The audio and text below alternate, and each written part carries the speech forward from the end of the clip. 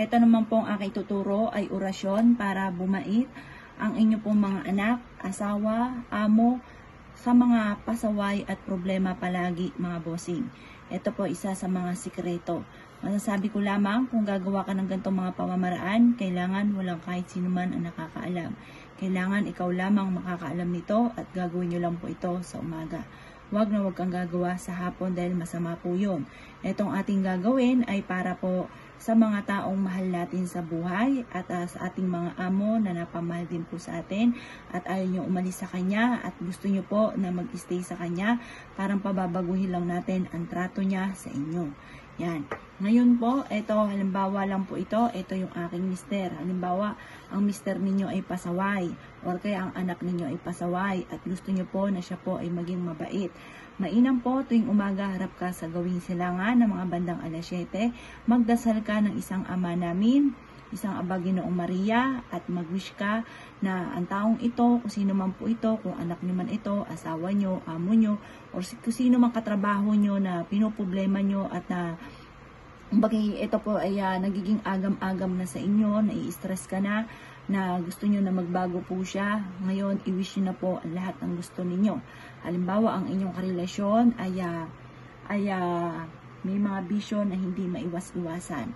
Or kaya ang inyong anak ay napapabarkada at gusto nyo na mabago po siya at baka maligaw ng landas, maging mabait po siyang anak. Sumunod sa magulang or yung amo ninyo dahil minamatrato kayo, hindi tama ang ginagawa sa inyo at kailangan nyo ng trabaho, gusto nyo lang siya na magbago, i-wish nyo po na magbago siya sa inyo at maging mabait na po siya sa inyo.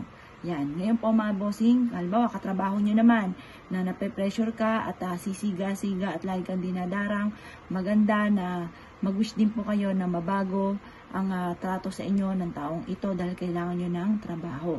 Ngayon po mga bossing, bukod po doon sa isang Ama Namin, isang Aba Ginoong Maria, kung may picture kayo ng inyong karelasyon or kung sino man yung taong ito na gusto nyo ng pagbabago, kailangan ng picture. Mas maganda ay whole body.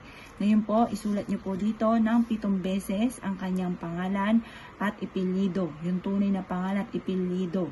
At pagkatapos mga bossing ko, isusulat nyo sa isang malinis na papel na kagaya nito ang hangarin po ninyo mga bossing.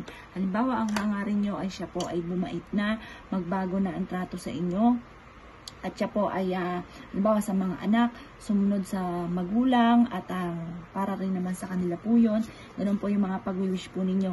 Sabihin nyo po, maging mabait sa magulang, sumunod at huwag mapariwara at malayo sa mga hindi magaganda na barkada. Ganon, basta isulat nyo po sa isang malinis na papel.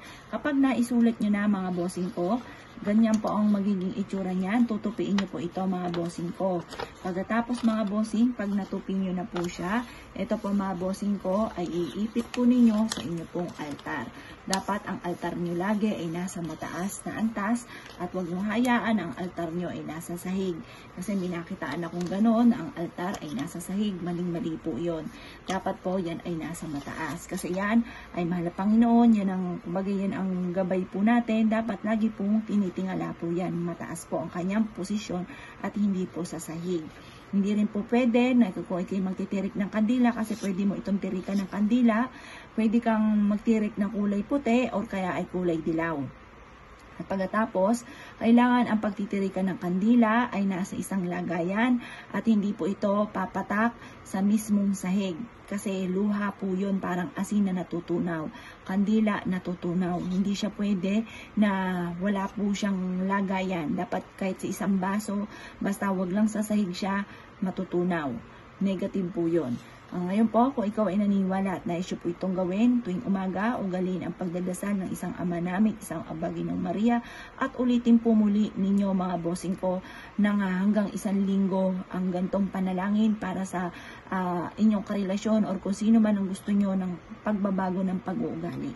At kung kayo ay isa sa mga niniwala, mag-focus ka lamang at positive ka lamang, mapapansin ninyo na unti-unting mababago o sino man yung tao na pinanalanginan po ninyo. Kaya kung kayo gagawa ng gatong mga pamamaraan, good luck po sa inyo po lahat.